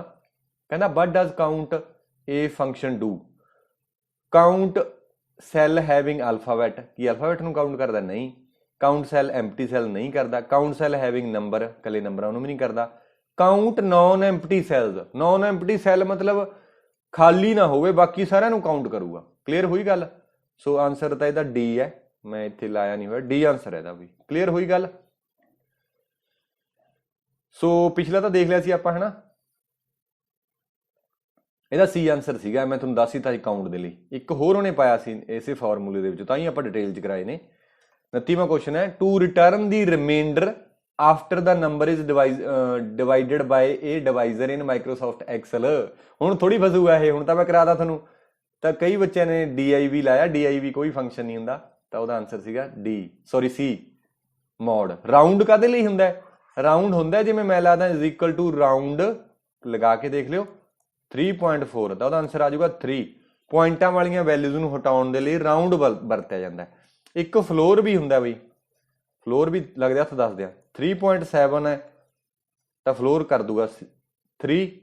ਜੇ ਲਗਾ ਦਈਏ ਸੀਲ, ਇੱਕ ਸੀਲ ਹੁੰਦਾ, ਸੀਲ 3.7 ਹੈ ਤਾਂ ਇਹ ਕਰ ਦੂਗਾ 4। ਸੀਲਿੰਗ ਜਿਵੇਂ ਆਪਾਂ ਕਹਿੰਦੇ ਨਹੀਂ, ਛੱਤ ਤੇ ਸੀਲਿੰਗ ਲੱਗੀ ਹੋਈ ਹੈ, ਸੀਲ ਮਤਲਬ ਟੌਪ ਤੇ ਉੱਪਰਲੀ ਵੈਲਿਊ ਲੈ ਕੇ ਜਾਣਾ। ਫਲੋਰ ਆਪਣੇ ਗਰਾਊਂਡ ਦੇ ਵਿੱਚ ਥੱਲੇ ਹੁੰਦਾ, ਧਰਤੀ ਤੇ, ਤਾਂ ਫਲੋਰ ਨੇ ਥੱਲੇ ਵਾਲੀ ਵੈਲਿਊ ਲੈਣੀ ਹੈ। 3 ਦੀ ਥੱਲੇ ਵਾਲੀ, 3.7 ਦੀ ਥੱਲੇ ਵਾਲੀ 3 ਹੈ, ਤੇ ਸੀਲ ਦੀ ਉੱਪਰ ਵਾਲੀ ਵੈਲਿਊ 4 ਹੈ। ਕਲੀਅਰ ਹੋਈ ਗੱਲ। Last question, 30ਵਾਂ question. 30 ਨਹੀਂ ਆਏ ਸੀਗੇ, ਇਹ 10 ਹੀ ਆਏ ਸੀ, 21 ਤੋਂ ਸਟਾਰਟ ਕੀਤੇ ਆਪਾਂ। ਇਨ ਮਾਈਕਰੋਸਾਫਟ ਪਾਵਰ ਪੁਆਇੰਟ, ਦੇਖੋ ਵਰਡ ਦਾ ਵੀ ਆ ਗਿਆ ਸੀ, ਪਾਵਰ ਪੁਆਇੰਟ ਦਾ ਆ ਗਿਆ, ਐਕਸਲ ਦੇ ਵੀ ਆ ਗਏ। ਵਰਡ ਦਾ ਮੈਨੂੰ ਹੁਣ ਯਾਦ ਨਹੀਂ, ਐਕਸਲ ਦੇ 2 ਆ ਗਏ, ਇੱਕ ਪਾਵਰ ਪੁਆਇੰਟ ਦਾ, ਹੈਨਾ। ਇਨ ਮਾਈਕਰੋਸਾਫਟ ਪਾਵਰ ਪੁਆਇੰਟ ਵਿਚ is the shortcut key to start a presentation from beginning, ਇਹ ਜ਼ਰੂਰ ਯਾਦ ਰੱਖਣਾ। ਸੋ ਬਿਗਨਿੰਗ ਤੋਂ ਸਟਾਰਟ ਕਰਨ ਦੇ ਲਈ F5 ਹੈ ਪ੍ਰੈਜੈਂਟੇਸ਼ਨ, ਹੈ ਨਾ। ਸੋ ਉਹਦਾ ਆਨਸਰ ਇਹ ਆਪਾਂ ਦੇਖ ਲੈਂਦੇ ਹਾਂ। ਹੋਰ ਬਿਗਨਿੰਗ ਤੋਂ ਸਟਾਰਟ ਕਰਨ ਦੇ ਲਈ F5 ਹੈ। ਤੇ ਜੇਕਰ ਆਪਾਂ ਗੱਲ ਕਰੀਏ start the presentation from current line, ਇਹ ਯਾਦ ਰੱਖਣੀ ਹੈ, ਸ਼ਿਫਟ F5 ਹੈ। ਕਰੰਟ ਲਾਈਨ ਸ਼ਿਫਟ F5 ਤੇ ਪ੍ਰੈਜੈਂਟੇਸ਼ਨ ਇੱਕ ਪ੍ਰੈਜੈਂਟਰ ਵਿਊ ਹੁੰਦਾ। ਪ੍ਰੈਜੈਂਟਰ ਵਿਊ ਮੈਂ ਤੁਹਾਨੂੰ ਕਰਕੇ ਦਿਖਾ ਦਿੰਦਾ, ਤੁਹਾਨੂੰ ਲੱਗੂਗਾ ਵੀ ਯਾਰ ਸਮਝ ਨਹੀਂ ਆਉਣਾ, ਕਦੇ ਆਪਣਾ ਉੱਡ ਨਾ ਜਾਵੇ ਸਾਰਾ ਕੁਝ, ਬਣੀ ਬਣਾਈ ਵੀਡੀਓ ਖਰਾਬ ਨਾ ਹੋ ਜੇ। ਕਰਕੇ ਦਿਖਾ ਦੇਣਾ ਮੈਂ। F5 ਨਹੀਂ ਮੈਂ ਦੱਬਦਾ ਕਿਉਂਕਿ ਉਹ ਤਾਂ ਸਿਰੇ ਤੋਂ ਚੱਲ ਪੂਗਾ, ਫਿਰ ਆਪਾਂ ਨੂੰ ਇੱਥੇ ਆਉਣਾ ਪਊਗਾ। ਆਪਾਂ ਸ਼ਿਫਟ F5 ਕਰਕੇ ਦੇਖਦੇ ਹਾਂ। ਸ਼ਿਫਟ F5 ਕਰਦੇ ਹਾਂ, ਦੇਖੋ ਇੱਥੋਂ ਹੀ ਸ਼ੁਰੂ ਹੋ ਗਿਆ ਹਨਾ। ਇੱਕ ਗੱਲ ਹੋਰ, escape ਦੱਬਦੇ ਆ, ਉਹਦੇ ਨਾਲ ਪ੍ਰੈਜੈਂਟੇਸ਼ਨ ਰੋਕ ਸਕਦੇ ਆ ਆਪਾਂ। ਦੇਖੋ ਮੈਂ escape ਪ੍ਰੈਸ ਕੀਤਾ ਤਾਂ ਪ੍ਰੈਜੈਂਟੇਸ਼ਨ ਹਟਾਤੀ। ਫਿਰ ਹੁੰਦਾ ਆਹ ਦੇਖੋ ਪ੍ਰੈਜੈਂਟਰ ਵਿਊ ਕਿਹੜਾ ਹੁੰਦਾ, Alt F5 ਕਰਦੇ ਆ ਆਪਾਂ।